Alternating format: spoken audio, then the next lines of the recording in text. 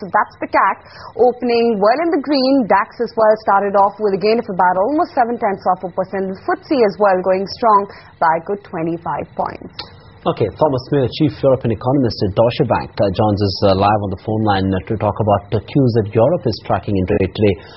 Thanks, Thomas, for joining us on the phone line. First up, how much of this rally that we're seeing is on account of the statements coming in from the Fed Chief Ben Bernanke on the possibility of further accommodative policies?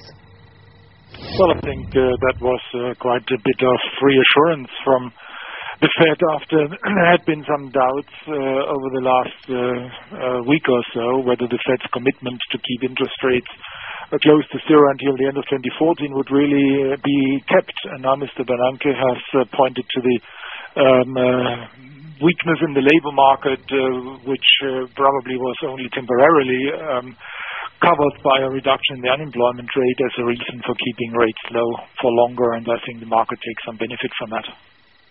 So, Thomas, what is your sense in terms of what actually spoiled the party? You think news flow out of Europe is still something that the markets are nervous about?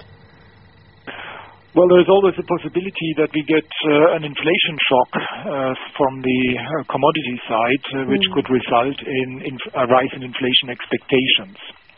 And if we have such a rise in inflation expectations, then the central bank's present policy stance really comes to a test, because they have said that if inflation expectations rise, then they can, without much problem, exit from their present zero interest rate, quantitative easing policies.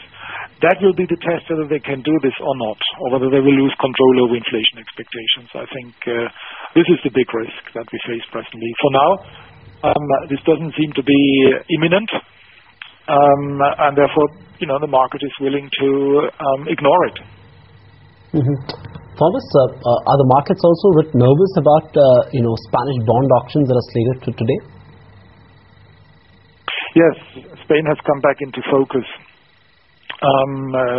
As you know, following the ECB's long-term refunding operations, the markets here in Europe were thawing in the heat of the ECB's sunshine.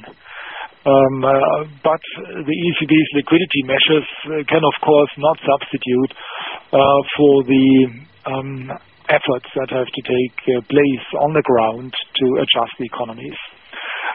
In this regard, Spain has come back into market focus as the Spanish government recently said that they would not be able to fulfill its promise to get the deficit down to 4.4% this year.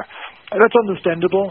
They inherited a deficit that was 2.5 percentage points higher than originally promised. So last year's deficit turned out to be 8.5% instead of the 6% that the previous socialist government has promised. So from that point of view, some slowdown in the fiscal in achieving the deficit target was understandable. But they did this on a unilateral basis. It was not coordinated with the European authorities. There was back and forth.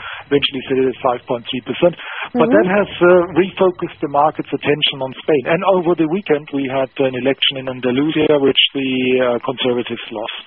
Okay, Thomas, good to have you on the show. Appreciate you taking the time out and joining in today to chat on ET Now.